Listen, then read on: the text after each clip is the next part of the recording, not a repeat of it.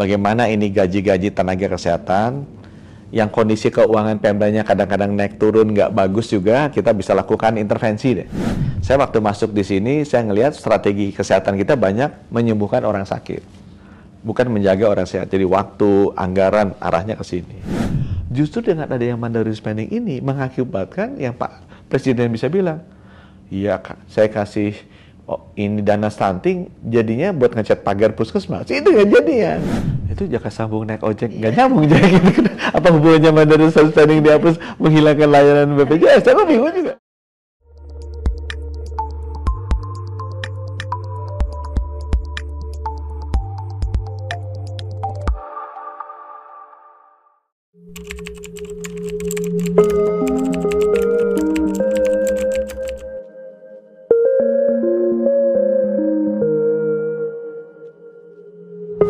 Saya memang berharap bahwa sekitar bulan September gitu ya, kita bisa mengeluarkan set regulasi di bawahnya atau peraturan-peraturan di bawahnya, baik bentuknya peraturan pemerintah maupun peraturan Menteri Kesehatan.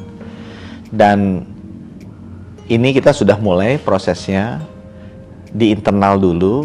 Kalau nanti sudah selesai di internal, saya harapkan akhir bulan ini kita bisa selesaikan. Nanti di Agustus gitu ya, kita bisa mulai kemudian mendiskusikan dengan mitra-mitra terkait kita untuk memberikan masukan melengkapi konsep dari regulasi turunan versi pemerintahnya, sehingga kita harapkan nanti di bulan September sudah kita bisa keluarkan regulasi lengkapnya. Tapi selain berjalan di sisi regulasi-regulasi baru, kita juga ngelihat ada tidak beberapa hal yang kita bisa selesaikan langsung tanpa menunggu adanya regulasi-regulasi baru ini. Karena ada beberapa yang memang kita misalnya sudah tahu di undang-undang yang lama ada, di undang-undang yang baru juga ada, tetap ada. Tetapi regulasinya belum dikeluarkan atau belum tegas dikeluarkan. Atau mungkin dikeluarkannya versinya agak tidak sesuai dengan undang-undang yang ada, itu kita bisa ubah langsung tanpa menunggu adanya peraturan pemerintah dulu. Jadi kalau ada beberapa Permenkes, Kepmenkes, atau instruksi menteri, atau aturan-aturan di bawahnya yang kita bisa keluarkan, ya itu kita jalankan langsung saja.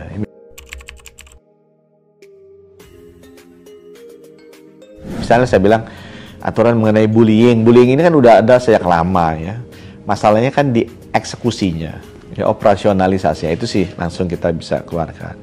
Dan saya berharap selain juga nanti aturan yang baru memang kita terbitkan, aturan-aturan yang kita bisa terbitkan sekarang tanpa menunggu peraturan pemerintah kita bisa terbitkan. Mulai minggu depan saya minta tim untuk mulai mensosialisasikan. Saya lagi mengejar agar surat dari DPR ke pemerintahnya juga bisa cepat dikirimkan, agar materi undang-undang yang sudah pasti ini bisa cepat kita sosialisasikan ke masyarakat, sehingga kita bisa mendapatkan masukan dari mereka peraturan-peraturan turunannya itu seperti apa.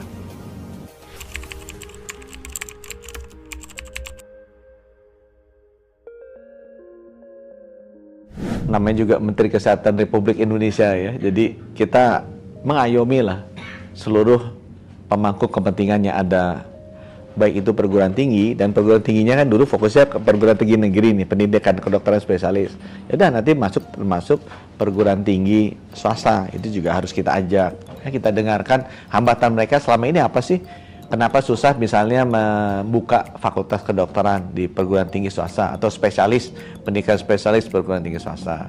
Kita nanti akan ajak organisasi profesi, kolegium untuk duduk bersama untuk bicarakan dengan adanya role yang sudah jelas sekarang bahwa pemerintah benar-benar fungsinya sebagai pemerintah, organisasi profesinya sebagai organisasi profesi, bagaimana kita tata nih hubungan antara pemerintah, organisasi profesi, anggotanya dan juga masyarakat ya.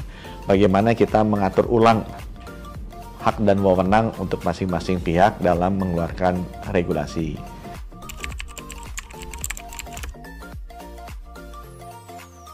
Kita juga nanti akan ajak langsung pesertanya nih, tenaga-tenaga kesehatannya kan nggak hanya ada dokter, ada apoteker, ada bidan, ada juga sarjana kesehatan masyarakat, ahli gizi, ada puskesmasnya, ada rumah sakitnya, nanti kita dengerin ya seperti apa. Intinya kan cuma satu, saya akan bilang ke mereka, bagaimana kita bisa meningkatkan akses dan kualitas layanan kesehatan bagi masyarakat.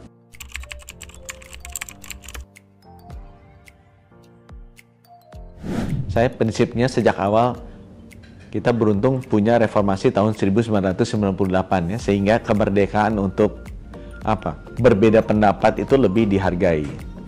Sehingga kalau ada yang menggugat, nggak apa-apa, kita lakukan saja, kita hadapi saja. Toh memang jalurnya sudah ada dan itu haknya mereka. Kita otomatis sudah memastikan bahwa persiapan yang kita lakukan dalam proses penyusunan undang-undang ini di sisi pemerintahnya sudah baik. Ya. Saya juga yakin pasti teman-teman di sisi DPR-nya pasti sudah melakukan ini dengan baik, apalagi belajar dari pengalaman-pengalaman sebelumnya. Ya, sehingga kita sudah melakukan proses-proses yang baku untuk menyusun suatu undang-undang dengan sebaik-baiknya.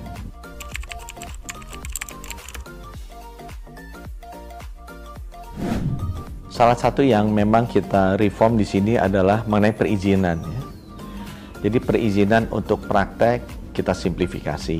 Yang tadi ada 2 jenis izin, sekarang 1 izinnya berlaku seumur hidup. Kemudian semua syarat-syarat yang ada di izin pertama dimasukkan ke SIP ini. Ya. Yang kedua, proses perizinannya kita sederhanakan. Jadi kita tidak melihat bahwa ada perlunya rekomendasi perorangan dari organisasi profesi yang diperlukan. Jadi itu juga kita hilangkan.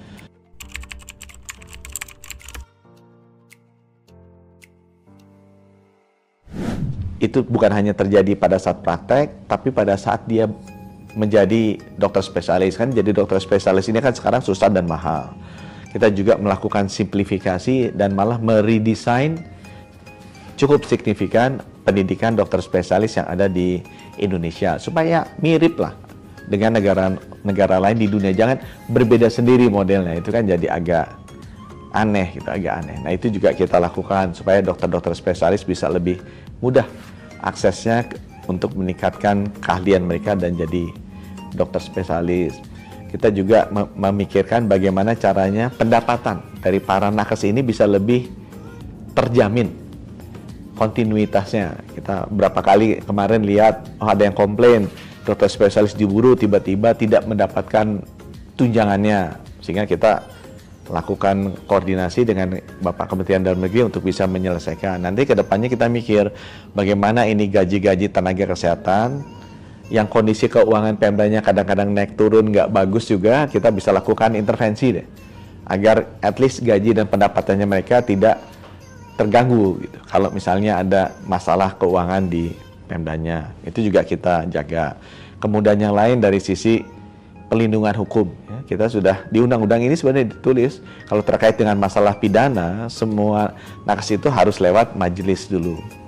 Nah majelisnya ini memang kita harus bikin secara fair. Kalau teman-teman di Dewan Pers saya lihat kan ada Dewan Persnya gitu kan, Dewan Pers yang nanti menentukan apakah ada pelanggaran etik atau tidak.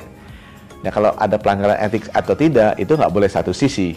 Saya ingat di Dewan Pers itu ada perwakilan dari wartawan, ada perwakilan dari perusahaannya, ada perwakilan dari publik juga, tokoh masyarakat, sehingga terjadi keseimbangan lah, nggak hanya isinya perwakilan wartawan aja, itu kan udah pasti akan bias gitu, akan bias nanti keputusannya. Nah itu beberapa hal yang akan kita lakukan ke depan.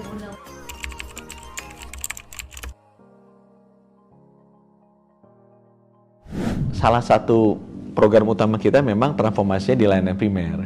Karena itu tadi sudah saya lihat di negara-negara yang usia lanjutnya tinggi, jadi intervensi kesehatannya bagus kan, dan biaya rendah, itu intervensinya lebih ke layanan primer.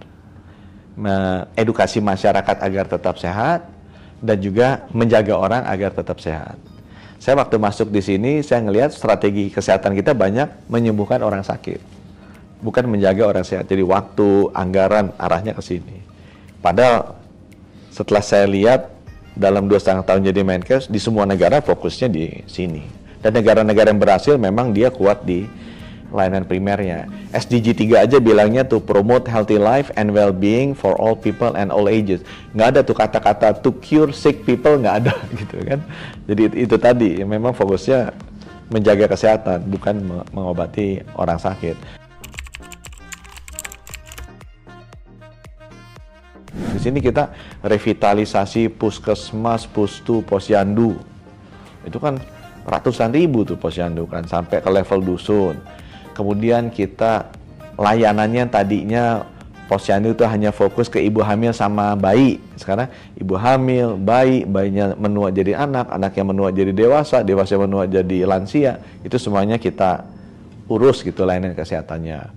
Kemudian kita lengkapi orang-orangnya. Dulu kan hampir nggak pernah tersentuh tuh kader posyandu pendidikannya. Kita rame mengenai SKP, SCR, dokter 144.000. Kita lupa tuh kader yang 2 juta sampai 3 juta, padahal mereka juga melayani masyarakat dan lebih masif pelayanannya. Itu kita sentuh. Kita kasih kompetensinya, kita didik mereka, ada programnya supaya mereka nanti yang tadinya hanya ngurus ibu hamil dan bayi, ngerti juga tuh gimana ngurus anak, gimana ngurus dewasa, gimana ngurus lansia. Karena populasi kita kan menua. Kita lengkapi mereka dengan alat-alat yang baru di seluruh puskesmas ya. Puskesmas itu kan dulu nggak punya USG, yang punya cuma 2.200. Padahal bayi kita yang 4,8 juta setahun yang sebesar populasi Singapura itu lahirnya banyak di puskesmas. Jadi kalau ditanya wanita rakyat merdeka, siapa yang lahirnya nggak pakai USG? Kan nggak ada. Itu sebenarnya ibu-ibu ini kan 20% rakyat Indonesia yang beruntung, karena 80%-nya nggak di USG. Padahal sebanyak yang meninggal, bayinya meninggal, karena kita nggak persiapkan ini layanan primer ini. Fokusnya lebih ke mengobati orang sakit di rumah sakit. Ya ini memang membutuhkan paradigma yang berbeda. Diomongin tapi nggak dilakukan apa-apa. Anggarannya tetap rumah sakit, ya kita dulu layanan primer. Tapi anggarannya banyak rumah sakit, banyak ke dokter spesialis, banyak obat-obatan. Sekarang kita geser kembali ke layanan primer, edukasi misalnya. Kita sama Pak Nadiem dikasih kesempatan 25 kurikulum mengenai kesehatan masuk tuh sekarang. Kembali ke mata pelajaran wajib mulai dari PAUD, TK, SD kelas 1, 2, 3, 4, 5, 6, SMP kita masukin. Supaya jadi kayak orang Jepang, ada tsunami dia udah tahu mesti ngapain. Ada serangan jantung dia udah tahu mesti ngapain. Kan itu kan kita mau didik. Cita-cita kami di layanan primer, kalau dulu zaman Orde Baru udah luar biasa hebat gitu, ada 300.000 titik layanan kesehatan. Saya maunya 60 juta, 70 juta titik. Bukan. Ibu dokter keluarga, marah deh dokter. Semua ibu itu yang memberikan tenaga kesehatan, jadi tenaga kesehatan kita. Karena ibu itu is the most natural human being di rumah kita yang kalau ada anak sakit ya ngurus ibu. Sebelum dokter, sebelum ke bidan, pasti ngurus ibu dulu. Panas. Diagnosanya apa? Pakai termometer. Bener nggak nih panasnya 37? Oh masih normal. Kan ibu yang aja. Oh kalau batuk, kasih obat batuk dulu. Ibu yang kasih. Bapaknya sakit, ibunya juga. Nggak pernah bapak-bapak kan ini ngurusin anaknya sakit atau ininya demam, nggak pernah. Ibu-ibu. Jadi kalau kita bisa melengkapi berapa? 50 juta, 60 juta ibu-ibu dengan promosi kesehatan yang bagus, pendidikan kesehatan yang bagus, kita lengkapi mereka dengan alat diagnosing yang bagus. Kan ibu-ibu punya termometer pasti punya kan? Saturasi nggak punya, gara-gara COVID aja mereka punya. Padahal ini alat saturasi oksigen kan bagus. Nanti diajarin aja ngukur darah tinggi. Atau kan ibu-ibu diajarin ngukur gula darah bapaknya gitu kan. Ukur, nggak boleh. Setiap minggu masih ukur. Ini ada satu sehat nih, nanti difoto sama ibunya, ada QR code-nya, digitalisasi. Semua bapak kan masih nurut sama ibunya, takut.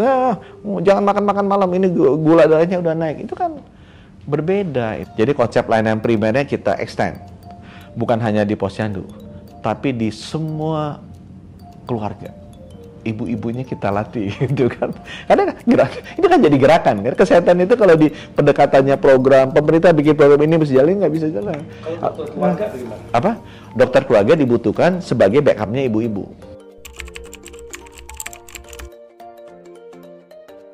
Dokter aja 112.000. Sekarang dusunnya kita aja 300.000, cukup. Gitu kan, produksi cuma 12.000 setahun. Sampai kapan kita ngejarnya? 100 tahun lagi gitu ya. Jadi udah ibu-ibu nanti diajarin telemedicine aja. Jadi ibu-ibu kalau ada apa-apa, dokter kok kita telemedicine, WA call.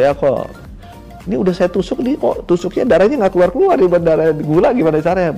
Ibu nusuknya jangan di kuku, di baliknya. Oh salah ya, bukan di sini, di sini. Ya, itu diajarin. Sekarang nih dengan adanya revitalisasi puskesmas dan posyandu, kita define itu layanan kesehatannya. Misalnya posyandu segini, gitu kan. Puskesmas pembantu atau puskesmas segini, puskesmas segini. Dulu nih sekarang sejak dulu zamannya Pak Orde Baru itu standar. Begitu undang-undang otonomi daerah kan beda-beda kan. Puskesmas yang dilakukan sangat nggak standar. Sekarang kita lakukan. Dan itu semuanya promotif dan preventif ya. Mungkin di puskesmas ada sedikit yang sifatnya kuratif, inilah cepat lah gitu, kuratif sederhana. Ada tuh 138 ada berapa layanan yang harus bisa diselesaikan di puskesmas. Tapi banyaknya promotif, preventif. Saya lupa kalau Jat Loka ada apa di puskesmas. Mungkin kalau beberapa puskesmas yang jauh nanti bisa. Jadi nanti kita akan atur misalnya puskesmas di Setiabudi, ya Jat Loka sih di rumah sakit aja gitu. Tapi misalnya puskesmas di Nias Utara, oh rumah sakitnya jauh banget gitu ya. Di sana dikasih wewenang untuk bisa jahit luka dan kita kasih benang jahit dan anestesi singkat misalnya di dokter-dokter. Ya karena gitu misalnya saya ke Nias Utara, ada rumah sakit RSUD. Ada ruang operasi udah penuh laba-laba, alat anestesinya nggak pernah dipakai. Paling banyak apa butuhnya? Kecelakaan Pak, benar juga kan? Kecelakaan itu kan butuh ortoped, butuh bedah kan, bedah tulang kan butuh anestesi kan? Nggak ada Pak, jadi kecelakaan di mana? Ya kita stabilisasi aja. Stabilisasi apa? ABC, apa tuh? RW, breathe, sama circulation katanya gitu, karena gue diajarin. Abis gitu diangkut deh ini ke Gunung Sitoli 3 jam belajar. Kasihan orang udah patah-patah berdarah diangkut.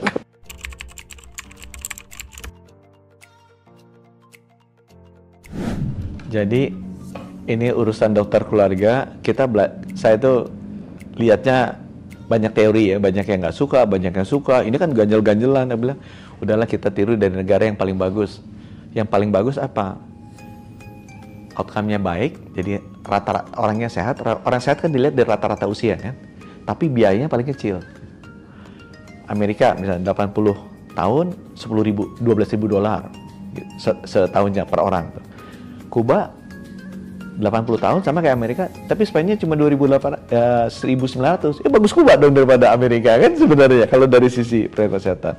Yang lebih tua dari Amerika apa? Jepang 84. Spending 4.800. Ada nggak yang sebagus Jepang lebih murah? Ada. Korea 84 3.600. Wah lebih hebat Korea. Ada yang lebih hebat Korea? Ada. Tetangga sebelah Singapura 84 tahun 2.800. Singapura mau bikinnya dokter keluarga, tapi kita kurang tuh. Kita sekarang cuma 3 per 1.000. Bayangin, kita kan 0,4 per 1.000, dia 3 per 1.000, dia bilang kurang. Kenapa? Supaya konsepnya dokter keluarga, kita mau naikin 4-5 per 1.000. Indonesia tuh kalau naik dari 1 ke 2, itu butuhnya 270.000 dokter. Pada kita beresnya kita setahun tuh cuma 12.000, jadi butuhnya tuh 25 tahun.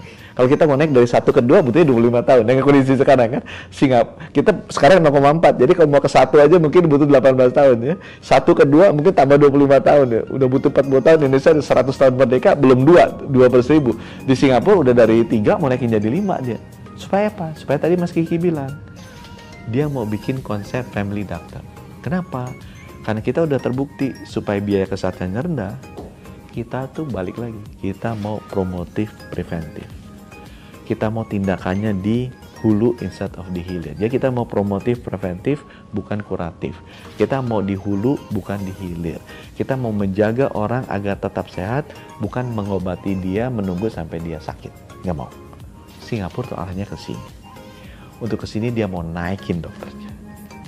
Sehingga orang Singapura harus di manage oleh dokternya agar tetap sehat, jangan sampai sakit. Karena produktivitasnya turun. Nah sekarang saya mau replikasi itu di situ. Cuma sekarang dokter-dokter kita di puskesmas, semua dokter itu rindu menjadi spesialis. Gitu ya, dokter Indonesia tanya kan, mau jadi dokter spesialis nggak? Mau Pak, cuma susah banget. Nggak ada dokter yang nggak mau jadi dokter spesialis. Yang nggak kebagian, nggak bisa dapat dokter spesialis, itu terantuk di puskesmas. Akibatnya dokter-dokter puskesmas itu dokter kelas agak di bawah gitu kastanya dibanding kasta rumah sakit. Karir pasien dibully. Jadi saya tuh adalah yang sangat setuju ada yang namanya spesialis dokter keluarga. UNPAD udah jalan, UGM udah jalan, sehingga UI udah jalan. Itu saya akan dorong. Kalau bisa dibuka hospital base-nya. Dan mereka sangat ingin kolegium ini. Supaya apa? Supaya ada karir path yang jelas. Dokter di puskesmas tuh nggak ngerasa, oh saya kalau mau jadi dokter spesialis nggak dibully sama teman-teman saya yang jadi dokter spesialis rumah sakit, saya juga ada karir path-nya. Ya otomatis memang pendidikannya beda. Bukan pendidikan mesti operasi di sini, ya pendidikannya kesehatan masyarakat, surveillance-nya seperti apa, kemudian emergency treatment kalau terjadi, preventifnya seperti apa, screeningnya seperti apa. Gitu. Di WHO, bahwa ada mandatory spending dikaitkan dengan APBN tuh nggak ada, bisa di Google. Nggak ada tuh. Adanya average dari GDP. Dan itu dia waktu yang keluar itu, tahun berapa tuh, udah agak lama tuh, itu dibikin karena oleh negara Afrika. Iya, karena dia tidak pernah dapat alokasi yang cukup. Kalau negara-negara maju, udah otomatis dia jalan sendiri. Gitu ya. Ini negara Afrika karena dia nggak cukup, dia keluarin. Jadi itu backgroundnya kalau ngomong WHO. Tapi nggak ada yang ngomong itu dibandingkan dengan anggaran. Misalnya kita kan dengan anggaran itu 5%, nggak ada tuh aturan WHO. Boleh di Google, kan teman-teman bisa Google sendiri. Ini bedanya antara hoax sama non-hoax gitu ya kan. Kemudian yang nomor 2, kenapa kita spend? Kalau aku nanya, supaya masyarakat sehat. Betul kan? Kenapa orang pengen sehat? Supaya usia panjang. Kira-kira gitu kan? Nggak ada kita betapapun kita cinta sama Tuhan kita mau datang duluan ngadep Tuhan. Kalau bisa tetangga kita duluan aja ngadep Tuhan kalau lebih cinta sama dia. Gitu kan semuanya kan? Jadi orang rata usia. Nah sekarang saya kasih data. Amerika spending $10.000 per kapita, outcome-nya 80. Kuba spendingnya 1.900, outcome-nya 80. Bagus mana? Bagus Kuba dong. Mandatory spending tinggi mana? Tinggi Amerika. So, apakah ada korelasi antara mandatory spending dan outcome? Enggak. Dan itu nggak pernah ada. Saya bilang Jepang 4.884, Singapura 2.884. Nggak ada hubungannya. Justru dengan ada yang mandatory spending ini mengakibatkan yang Pak Presiden bisa bilang, iya saya kasih ini dana stunting, jadinya buat ngecat pagar puskesmas. Itu kejadian. Itu terjadi karena mandatory spending. Karena programnya nggak jelas, dikasih uangnya. Gitu. Kalau saya jadi Pemret rakyat mereka bilang, Pemret mereka, Anda harus kasih semua wartawan itu biaya kewartawanan 10 juta per orang. Buat apa? Buat kegiatan kita. Kegiatannya apa? Ditanya dulu kan. Namanya Rencana Kerja dan Anggaran, RKAP. Nggak pernah ada rencana anggaran dulu baru kerja. Kerjanya apa dulu programnya? Baru dikasih anggaran. Jadi kalau buat saya, kita mulainya dengan pikir anggarannya segini, ya jadinya cat pagar, uangnya habis, naik nggak usia? Enggak, gitu. Tapi kita udah terbukti, kita udah 10 tahun loh, mungkin 20 tahun mandatory spending. Apakah kesehatan kita bagus? Ya enggak.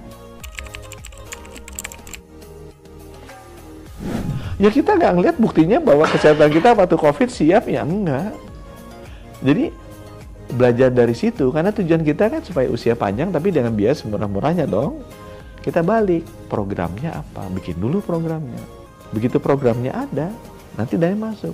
Saya kan suka bilang, kematian paling banyak ibu dan anak. Itu tinggi kan di Indonesia, kalah dibandingin negara-negara. Terusnya mandatory spending banyak taruh di situ. Sama seperti stunting. Loh tetap masih tinggi-tinggi aja. Baru ketahuan ternyata dari 4,8 juta ibu yang melahirkan, hanya 20% yang sempat di USG. Ya segala macam komplikasinya nggak ketahuan pada keluar. Ya kenapa nggak dibikin program melengkapi USG 10.000 puskesmas? Tahun ini selesai. 2 tahun. Apakah saya minta anggaran mandatory spending? Enggak. Aku ngomongnya Bu Ani berapa sih Bu? Segini Bu, cukup ternyata. Cukup uangnya dengan ada yang sekarang. Jalannya Bu, jalannya selesai. Kemarin minta tambah karena saya ngitungnya 2002, 2003, 2024. Biar Pak Jokowi selesai. Pak Jokowi nggak mau, karena saya datang kemana-mana ibu-ibu senang. Ibu semua senang di USG. Kita tuh nggak pernah bisa masuk Baduy karena mereka konservatif kan. Tahu nggak bisa bikin masuk? Remote USG.